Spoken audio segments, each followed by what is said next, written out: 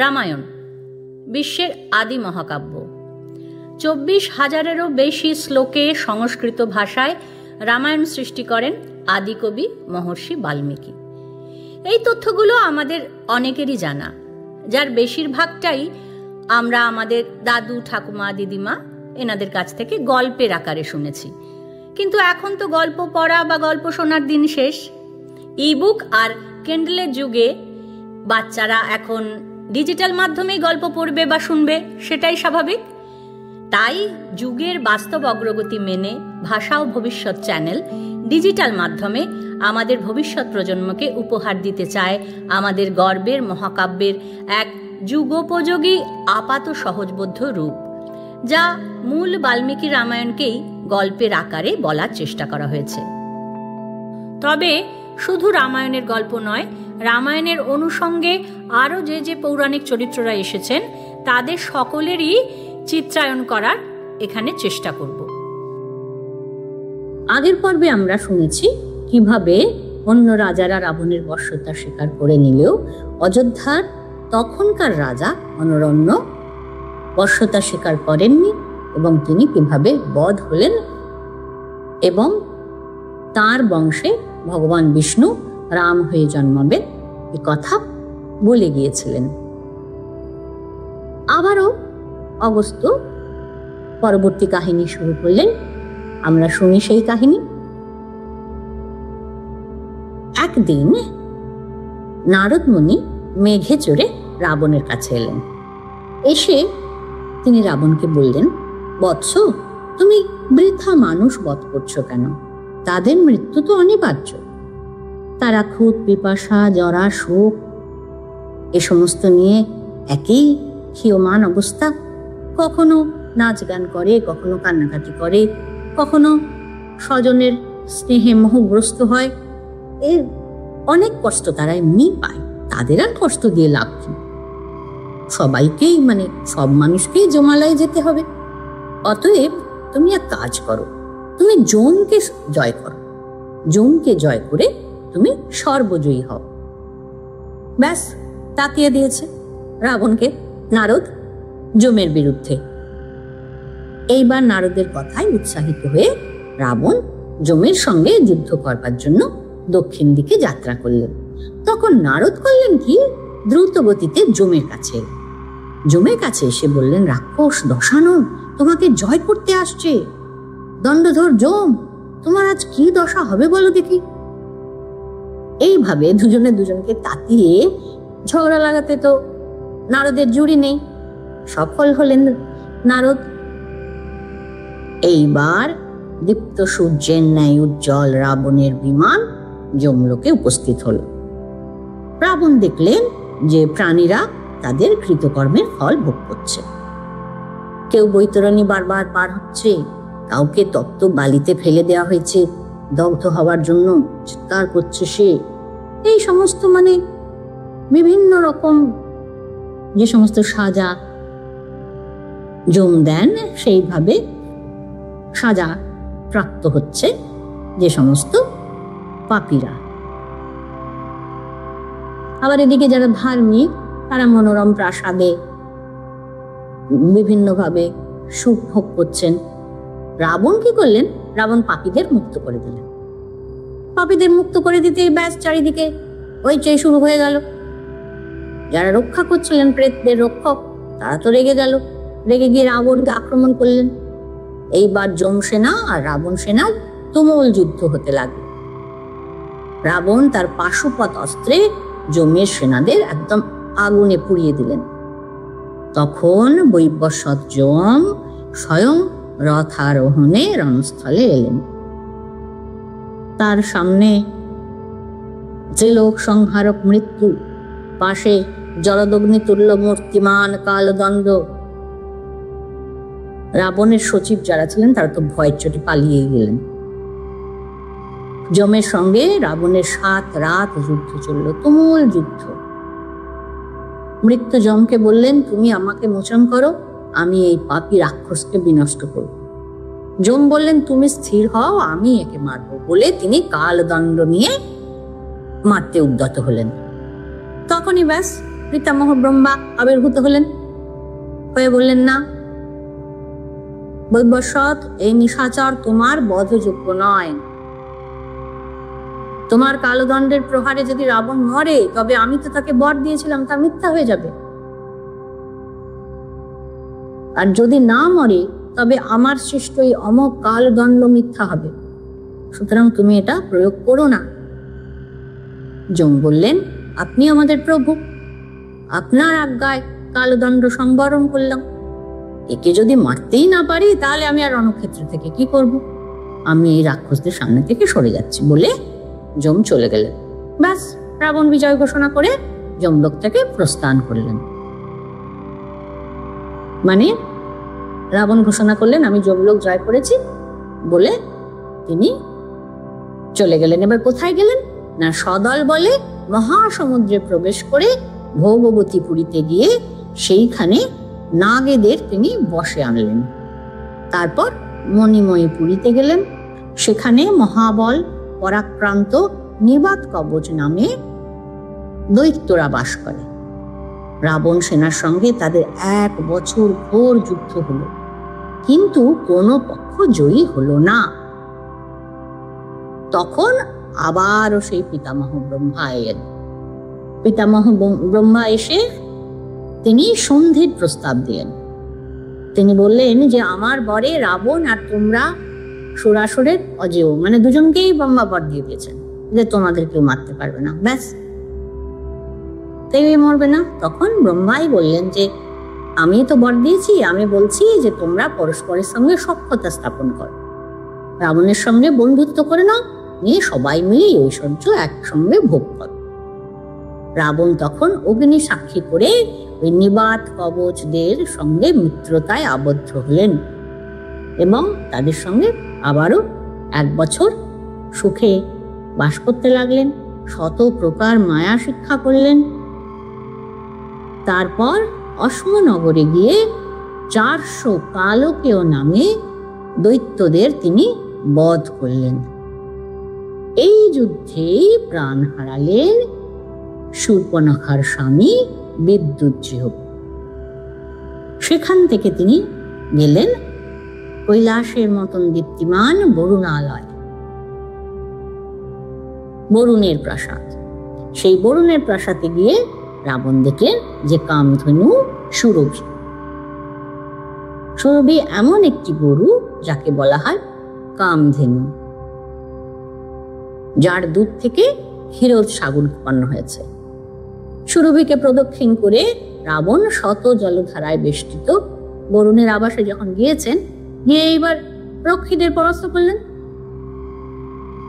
করে এবার বলছেন, যাও তোমরা গিয়ে শীঘ্রই বরুণকে জানাও যে রাবণ যুদ্ধের অভিলাষে এসেছে। যুদ্ধের অভিলাষ মানে যুদ্ধ করতে ইচ্ছুক হয়ে এসেছে। যদি বরুণ যুদ্ধ না করে তাহলে কিন্তু পরাজয় স্বীকার করতে হবে। সুতরাং কিছু করার নেই। বরুণের পুত্র আর পৌত্র মানে ছেলে আর নাতি, তারা আর 2 সেনাপতি নিয়ে তারা সব যুদ্ধ করতে এলেন।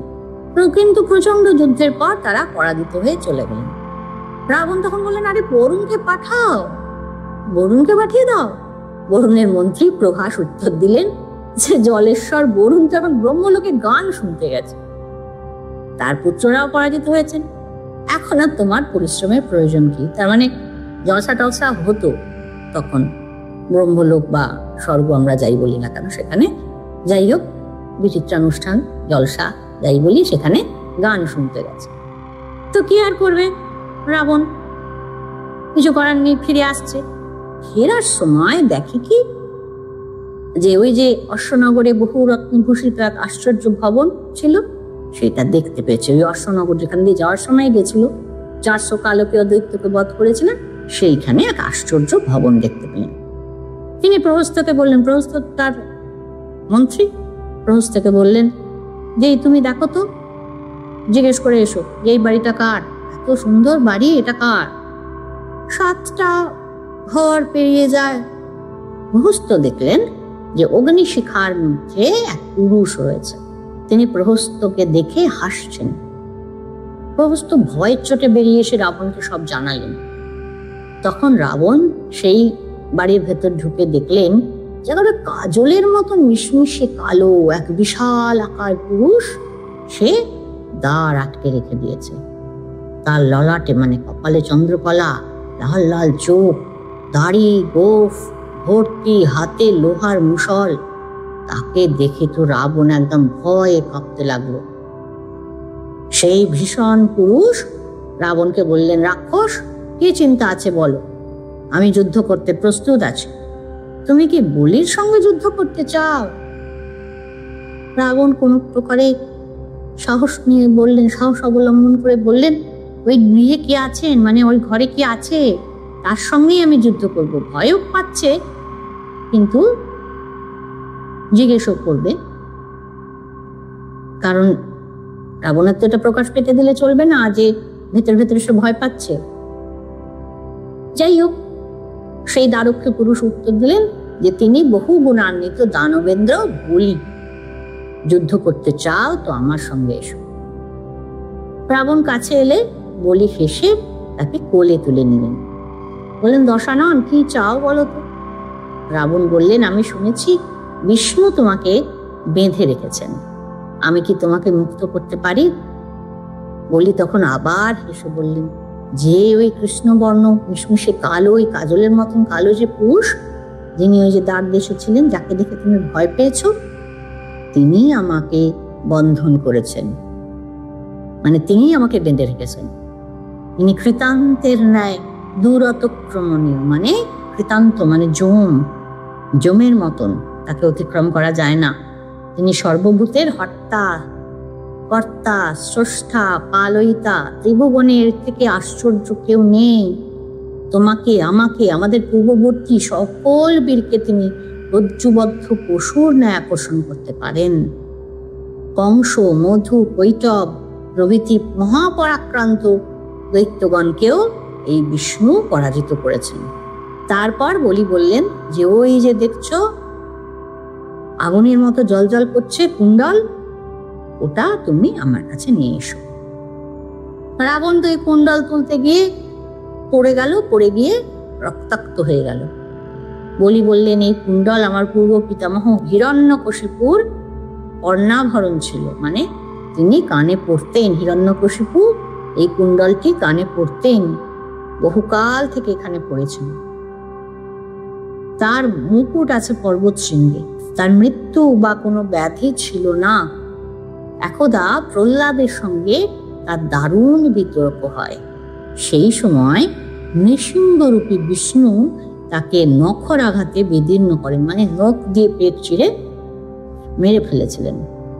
সেই নিরঞ্জন বাসুদেবী দাঁড়িয়ে রয়েছেন। এই যে তুমি দেখে ভয় পেয়েছ দ্বাররক্ষীকে, তিনি ওই নৃসিংহরূপী বিষ্ণু। রাবণ বললেন, আমি মৃত্যুর সঙ্গে কৃতান্তকে, যমকে দেখেছি, আমি তাকে পরাজিতও করেছি, আমার কোনো ভয় নেই, কিন্তু তোমার দ্বারস্থ ওই পুরুষকে আমি চিনি না, উনি কে? বলি বললেন, ইনি ত্রিলোকের ধাতা হরিনারায়ণ, পুরুষোত্তম, ভক্তজন প্রিয়, সর্বদেবময়, সর্বভূতময়, সর্বজ্ঞানময়, মুখ্যার্থী মুনিগণ এই চিন্তা করেন। রাবণ তখন বলছে, আরে বিষ্ণুকে পেয়ে গেছি তো, চলো, বলে একদম অস্ত্রফস্ত্র নিয়ে দৌড় মারবে। রাবণ বিষ্ণুকে মারবে, ওই জন্য একদম অস্ত্র তুলে বলে, কি এমন কথা, চলো আমি মারব। কিন্তু বিষ্ণু তখনই পারতেন, ওই হরিরূপেই তিনি পারতেন রাবণকে বধ করতে, কিন্তু মুষলধারী হরি তিনি ভাবলেন, না, এই পাপীকে এখন বধ করব না। এই ভেবে তিনি অন্তর্ধান হলেন। ব্যাস, রাবণের খুব খুশি, ভাবলো যে আমার মুখোমুখি না হয়ে বিষ্ণু তো ভয়েই পালিয়ে গেছে। এই কথা ভেবে রাবণ মহানন্দে ফিরে গেলেন। কিন্তু বিষ্ণু কেন তাকে বধ করলেন না? তিনি তো জানতেন যে রাবণের যে অভিশাপ আছে, আগের পর্বে আমরা জেনেছি যে অভিশাপ আছে, সেই অভিশাপে তাকে তো রামরূপে তিনিই বধ করবেন। সুতরাং রাম রূপ ধরে ভগবান বিষ্ণু পৃথিবীতে আসবেন, এসে সেই সময়তে তিনি রাবণকে বধ করবেন। ওই জন্য তিনি এখন বধ করলেন না। রাবণ সে ভাবছে যে আমাকে দেখে ভয়ই পালিয়ে গেছে, সুতরাং ও আনন্দ ফিরে যাচ্ছে। এইবার তিনি কোথায় গেলেন না, সুমেরুর মাথায় রাত কাটিয়ে রাবণ এলেন সূর্যলোকে। সূর্যকেও তিনি আহ্বান করলেন যুদ্ধে। মানে এত তিনি মত্ত হয়ে গেছেন, এতটাই তার অহংকার যে তিনি আর ফিরতে পারছেন না। একের পর এক তিনি ডাকছেন, সবাইকে আহ্বান করছেন। তিনি জেনে গেছেন যে আমাকে এরা কেউ হারাতে পারবে না, সুতরাং এসো এসো, পরাজিত হও। সবাইকে তিনি যুদ্ধে আহ্বান করছেন। সূর্যকেও তিনি যুদ্ধে আহ্বান করলেন। সূর্যের দ্বারপাল দণ্ডিকে প্রহস্ত বললেন যে রাবণ যুদ্ধ করতে চান। সূর্য তখন দণ্ডিকে বললেন যে তুমি যা ভালো বুঝো করো, হয় তুমি নিজে যুদ্ধ করে রাবণকে পরাজিত করো, নতুবা বলো যে আমি পরাজিত হয়েছি। দণ্ডির কাছে সূর্যের উক্তি শুনে রাবণ নিজের জয় ঘোষণা করে সেখান থেকেও চলে গেলেন। কোথায় চলে গেলেন? তিনি গেলেন চন্দ্রলোকে। যেতে যেতে দেখলেন যে এক পুরুষ যাচ্ছেন রথে চড়ে, সুসজ্জিত। তিনি সুসজ্জিত অবস্থায় অপ্সরাদের কোলে শুয়ে আছেন।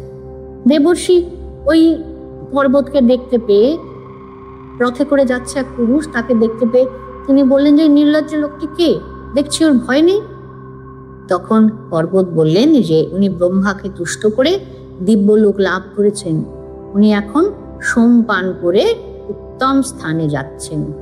আর একটি পুরুষকে দেখে রাবণ জিজ্ঞাসা করলেন যে ওই তেজস্বী পুরুষটি কে, যাকে কিন্নরগণ নৃত্যগীত করে নিয়ে যাচ্ছে? পর্বত বললেন ইনি মহাবীর, প্রভুর জন্য যুদ্ধ প্রহারে তিনি জর্জরিত হয়ে প্রাণ দিয়েছেন, এখন ইন্দ্রের অতিথি হয়ে যাচ্ছেন। আর একজনকে দেখে রাবণ বললেন স্বর্ণময় রথে অপ্সরাদের সঙ্গে যাচ্ছেন, ওই পুরুষটি কে? পর্বত বললেন ইনি বহু সুবর্ণ দান করেছেন, এখন দিব্যলোকে যাচ্ছেন। রাবণ বললেন এই রাজারা কি কেউ আমার সঙ্গে যুদ্ধ করবেন না? পর্বত বললেন এরা স্বর্গার্থী, মানে স্বর্গের অভিলাষী, যুদ্ধার্থী নয়, অর্থাৎ যুদ্ধের অভিলাষী নয়। যুবনাশ্বের পুত্র রাজা মান্ধাতা, সে তোমার সঙ্গে যুদ্ধ করবে। তিনি স্বসাগর সপ্তদ্বীপ জয় করে এখানে আসছেন। স্বর্ণময় রথে চেপে অযোধ্যাপতি মান্ধাতাকে দেখতে পেয়ে রাবণ তাকে যুদ্ধে আহ্বান করলেন। মান্ধাতা হাসছে, বলছে রাক্ষস, যদি বাঁচবার ইচ্ছা না থাকে তো যুদ্ধ কর। দুজনের ঘোর যুদ্ধ শুরু হলো। অস্ত্রাঘাতে দুজনেই ক্ষতবিক্ষত হলেন। অবশেষে মহর্ষি পুলস্ত্য ও গালব এসে যুদ্ধ থামিয়ে রাবণ আর মান্ধাতার মধ্যে সখ্যতা স্থাপন করলেন, অর্থাৎ বন্ধুত্ব স্থাপন করলেন। আস্তে আস্তে বায়ুমার্গে, অর্থাৎ আকাশ পথে বহু সহস্র যোজন তিনি উঠতে লাগলেন। উঠছেন উঠছেন, আস্তে আস্তে হাঁসেরা যে পথে উড়ে সেই পথ, মেঘলোক, সিদ্ধচারণগণের স্থান, বিনায়ক ও ভূতগণের আবাস, গঙ্গা ও দিগ্গজদের স্থান, গরুর মার্গ, সপ্তর্ষি লোক এবং আকাশ গঙ্গা অতিক্রম করে অবশেষে তিনি অশেতি সহস্র যোজন ঊর্ধ্বে চন্দ্রমণ্ডলে প্রবেশ করলেন। আগে আগে যাওয়ার সময় এই সমস্ত জিনিসগুলো হয়েছে, মান্ধাতার সঙ্গে দেখা হয়েছে, তার সঙ্গে ফ্রেন্ডশিপ হয়েছে, এসব হয়েছে। হওয়ার পর এখন তিনি যাচ্ছেন যাচ্ছেন যাচ্ছেন যাচ্ছেন, যেতে যেতে এসব হচ্ছে হওয়ার পর তিনি চন্দ্রমণ্ডলে আস্তে আস্তে উপস্থিত হলেন। কি সুন্দর এখানে বিবরণ দিয়েছেন বাল্মীকি। জানি না তখন টেকনোলজি কতটা উন্নত ছিল, তাদের এই সমস্ত ধারণা কি করে হলো সেসব আমার একটুও জানা নেই, কিন্তু ঠিক এইভাবে যখন আমরা এরোপ্লেনে করে যাই, আস্তে আস্তে একটা একটা স্ট্র্যাটোস্ফিয়ার, ট্রপোস্ফিয়ার, একটা একটা করে স্ফিয়ার কিন্তু পেরিয়ে পেরিয়ে আস্তে আস্তে আমরা উঠি। এবং যখন রকেট লঞ্চিং হয় তখন আমরা দেখেছি, জানি যে একটা একটা করে স্ফিয়ার ছাড়িয়ে ছাড়িয়ে ছাড়িয়ে ছাড়িয়ে আস্তে আস্তে চাঁদের দিকে, এই যে আকাশগঙ্গা বলছে গ্যালাক্সি মিল্কি ওয়ে, আস্তে আস্তে চাঁদের দিকে কিন্তু রকেট চলে যায়। ঠিক সেই রকম ভাবে কিন্তু এখানে বাল্মীকি ডেসক্রিপশন দিয়েছেন যে কিভাবে রাবণ আস্তে আস্তে অশীতি সহস্র যোজন ঊর্ধ্বে চন্দ্রমণ্ডলে উপস্থিত হলেন। হয়তো একদম অ্যাকিউরেট ব্যাপারটা এখানে তিনি বলতে পারেননি, কিন্তু বিবরণ অনুযায়ী প্রায় তাই। এইভাবে আস্তে আস্তে ধাপে ধাপে অতিক্রম করে চন্দ্রমণ্ডলে উপস্থিত হলেন। এবং আরো একটা বড় কথা এখানে তিনি বলছেন, চন্দ্র রাবণকে শীতাগ্নি দ্বারা দহন করতে লাগলেন। আমরা জেনেছি এখন যে চাঁদে ভীষণ একটা কোল্ড অ্যাটমসফিয়ার, ঠান্ডা ঠান্ডা আগুনে পোড়াতে লাগলেন। চাঁদের আলোকেও আমরা খুব শীতল বলি, ঠান্ডা বলি, ফুল জ্যোৎস্না ঠান্ডা, দিনের আলো গরম, চাঁদের আলো ঠান্ডা। আর চাঁদের যে অ্যাটমসফিয়ার সেখানেও কিন্তু প্রচন্ড ফ্রিজিড একটা কন্ডিশন আমরা জানি। এখানে বাল্মীকিও বলছেন যে রাবণ চন্দ্রকে ঠান্ডা আগুনে পোড়াতে লাগলেন। আর চন্দ্র রাবণকে নাড়াচ হলো একটা লোহার অস্ত্র, সেই অস্ত্র দিয়ে প্রহারে আহত করলেন, মারতে লাগলেন। তখন ব্রহ্মা এসে আবার রাবণকে নিবৃত্ত করলেন, মানে আটকালেন, বললেন যে না রাবণ, তুমি এটা করো না। ইনি সর্বলোকের মঙ্গলকামী, চন্দ্রকে নিপীড়িত করো না, তিনি সর্বলোকের হিতৈষী, নিপীড়িত করো না চাঁদকে। আমি তোমাকে মহাদেবের অষ্টাধিক শতনাম শিখিয়ে দিচ্ছি। প্রাণনাশের আশঙ্কা হলে তুমি অক্ষমালায় একে জপ করো। জপ শেখালেন, অক্ষমালায় জপ করতে শেখালেন। মহাদেবের অষ্টাধিক শতনাম, অষ্টতর শতনাম 108 নাম যেভাবে আমরা জপ করি সেইভাবে তিনি রাবণকে শেখালেন। এইবার রাবণ নেমে এলেন পশ্চিম সমুদ্রের দ্বীপে। এসে তিনি এক ভীষণাকার অগ্নিপ্রভ কাঞ্চন বর্ণ, মানে আগুনের মতন জলজল করছে এমন একেবারে গলানো সোনার মতন রং এক পুরুষকে দেখে তাকে আক্রমণ করলেন। আক্রমণ করার নেশায় তো রাবণকে তখন পেয়ে বসেছে। রাবণ তখন আর নিজেকে কন্ট্রোল করতে পারছে না, বারবার করে ব্রহ্মা যাচ্ছে গিয়ে তাকে নিরস্ত করছে। আর রাবণ সেই একই কাজ বারবার করছে। আবার নেমে এসে আবার পশ্চিম সমুদ্রের দ্বীপে এসে আরেকজনকে আক্রমণ করলেন। সেই মহাপুরুষ রাবণকে একদম হাতে ধরে ফেলে দিল, ঘুরিয়ে ফেলে দিয়েছে। এবার রাবণ উঠে জিজ্ঞাসা করছে যে কোথায় গেল সেই পুরুষ। প্রহস্ত সব মন্ত্রীদের জিজ্ঞেস করছে যে কোথায় গেল। তখন মন্ত্রীরা বলল যে তিনি এই গহ্বরে অন্তর্হিত হয়েছেন, মানে একটা গর্তের মধ্যে ঢুকে গেছে। রাবণ নির্ভয়ে মহাবেগে সেই গর্তের মধ্যে ঢুকে গেছেন। ঢুকে গিয়ে দেখলেন যে সেখানে নীলাঞ্জন কান্তি কেয়ুরধারী রক্তমাল্য স্বর্ণালঙ্কারে ভূষিত বিভিন্ন বীরেরা রয়েছে, মানে ভীষণভাবে সেজে গুজে সমস্ত বীরগণ তার জন্য অপেক্ষা করছে, যেন মনে হচ্ছে 3 কোটি অনল প্রভা স্ত্রী নৃত্য করছে। রাবণ যাদের আগে দেখেছিলেন সেই রকম 4 হাতের পুরুষও রয়েছে, সবাই রয়েছে। আর সেখান থেকে সরে গিয়ে রাবণ দেখলেন যে এক শুভ্র শয্যায় অগ্নিতে অবগুণ্ঠিত হয়ে এক পুরুষ নিদ্রা যাচ্ছেন, আর তার নিকটে লক্ষ্মী দেবী চামর হস্তে বসে আছে। রাবণ লক্ষ্মীকে ধরতে গেলেন। এইবার ওই যে পুরুষটি যিনি শুয়েছিলেন তিনি হেসে উঠলেন, অট্টহাস্য করে উঠলেন। রাবণ পুরো গাছ কাটলে যেভাবে ধ্রাস করে পড়ে যায় ছিন্ন বৃক্ষের ন্যায় ভূপতিত হলেন। ভয় পেয়ে গেছে যে হাসলো শুধু, আমি পড়ে গেলাম। ভয়ে রোমাঞ্চিত হয়ে জিজ্ঞাসা করলেন যে আপনি কে? মেঘ গম্ভীর স্বরে অট্টহাস্য করে সেই দিব্য পুরুষ করলেন, দশানন, আমি অচিরেই তোমাকে বিনষ্ট করব। রাবণ বললেন, ব্রহ্মা আমাকে যে বর দিয়েছেন তা কেউ লঙ্ঘন করতে পারবে না। প্রভু, যদি মরতেই হয় তবে আমি তোমার হাতেই মরব। সেই মৃত্যু আমার যশস্কর হবে, শ্লাঘনীয় হবে। মহর্ষি অগস্ত্যকে রাম জিজ্ঞাসা করলেন যে সেই পুরুষ কে? অগস্ত্য তো বলছেন, কিন্তু এখানে দেখছি আমরা যে পরিচয় দিলেন না ওই পুরুষের। দেখব কিভাবে বলছেন যে শুভ্র শয্যায় অগ্নিতে অবগুণ্ঠিত হয়ে এক পুরুষ নিদ্রা যাচ্ছেন, লক্ষ্মী দেবী চামর হস্তে বসে আছেন। এটা শুনে আমরা বুঝতেই পারছি যে সেই পুরুষকে। রামও সেই জন্য জিজ্ঞাসা করছেন যে ওই দ্বীপস্থ পুরুষ কে? অগস্ত্য বললেন, ভগবান কপিল সেই পুরুষ, তার অপর নাম নর। আর যে স্ত্রীগণ নৃত্য করছিলেন তারা কপিলের স্বর। কপিল ক্রুদ্ধ নেত্রে দেখেননি, দেখলে রাবণ হর্ষ হয়ে যেতেন। তিনি বাক্য দ্বারা রাবণকে স্তম্ভিত করেছিলেন।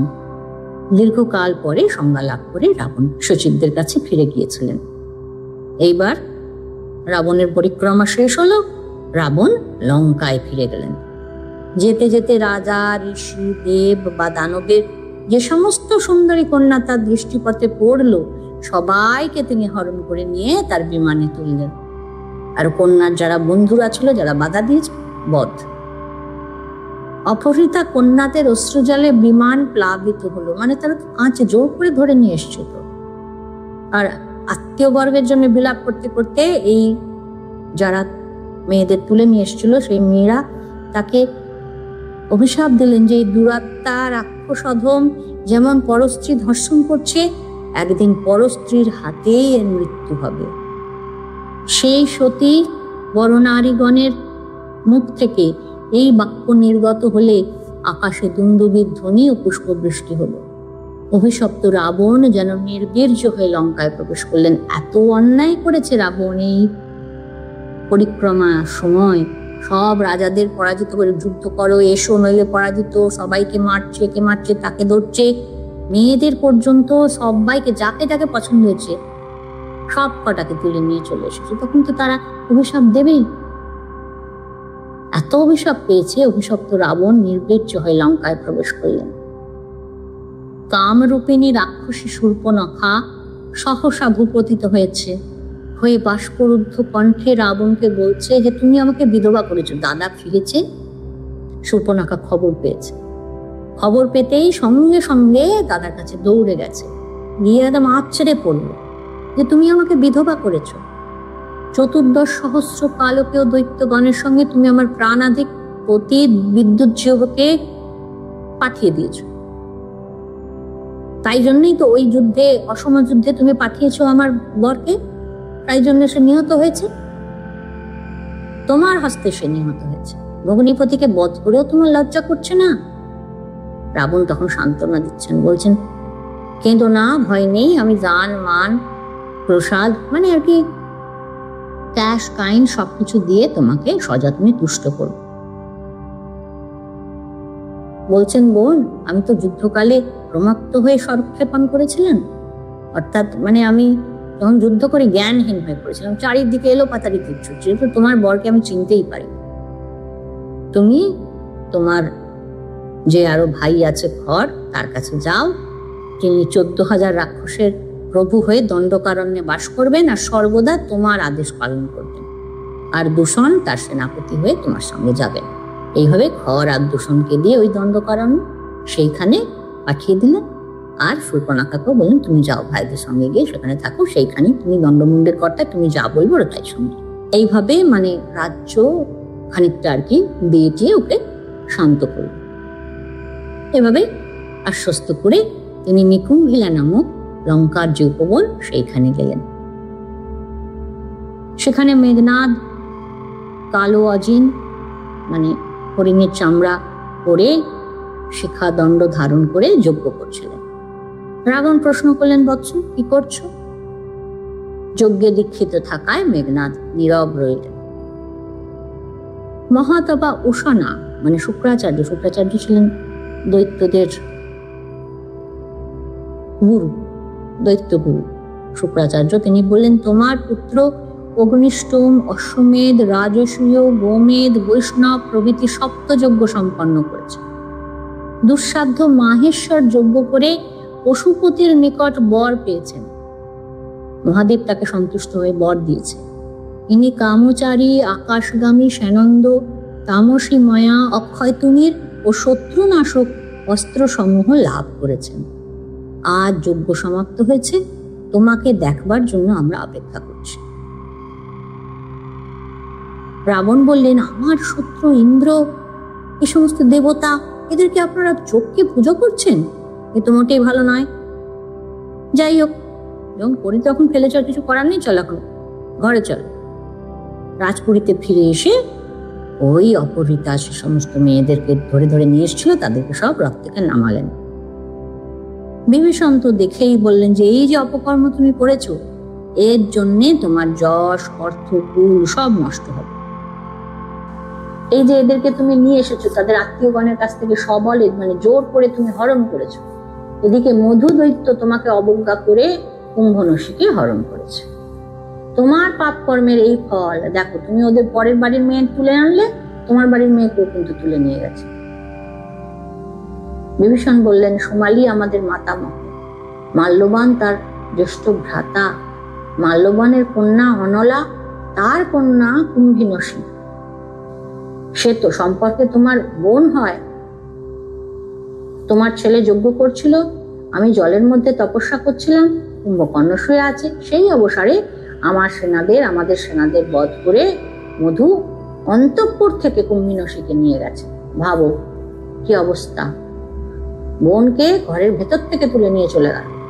আমি পরে এ ব্যাপারটা জেনেও চুপচাপ ছিলাম, কারণ বোনকে তো পাত্রস্থ করতে হবে, লোকে জানুক তুমি যে পাপ করেছ তারই এর ফল।